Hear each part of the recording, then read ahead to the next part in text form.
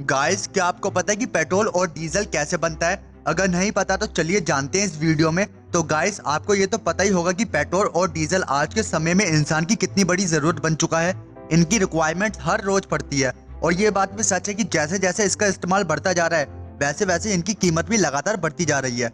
और भारत में तो पेट्रोल आसमान छू रहा है। भारत के कुछ स्टेट्स में 100 रुपए के आसपास है पेट्रोल और कुछ स्टेट्स में 100 के पार है।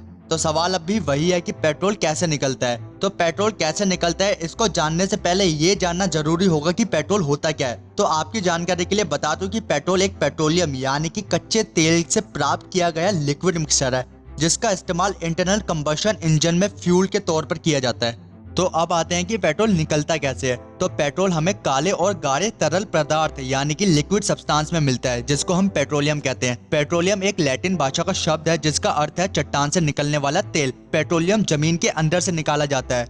और गाइस, क्या आप ये जानते हो कि ये तेल जमीन के अंदर कैसे बनता है? अगर नहीं जानते तो मैं बता देता हूँ। तो गाइस, हजारों लाखों साल पहले पेड़ पौधे और जीव जंतु जमीन के अंदर पृथ्वी पर आए विनाश या यूं कहो पृथ्वी के उथल पुथल के कारण दब गए और बहुत ही दबाव और गर्मी के कारण मर गए और यही मृत पौधे और जानवर पेट्रोलियम में बदल गए। इसके बाद इंसानों ने जमीन और समुद्र के अंदर पेट्रोलियम के ऐसे भंडार का पता लगाया और समुद्र की चट्टानों से इस काले लिक्विड सब्सटेंस को निकालना शुरू कर दिया। और हाँ गाइस, बता दें कि ऐसा बिल्कुल नहीं है कि पेट्रोल सीधा धरती को खोद कर निकाल लिया जाता हो। जब ये निकालते हैं तो उस समय ये अपने प्योर फॉर्म में होता है, ना कि प्योर पेट्रोल और डीजल के फॉर्म में। क्योंकि पहले पेट्रोलियम निकलता है, उसके बाद पेट्रोलियम से पेट्रोल और डीजल निकलता है।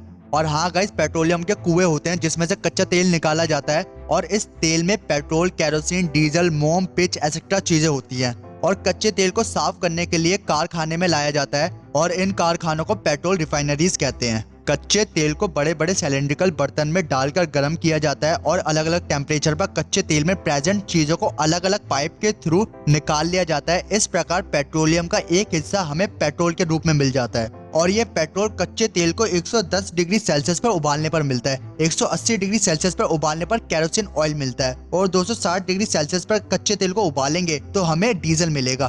क्या आपको इसके बारे में पता था?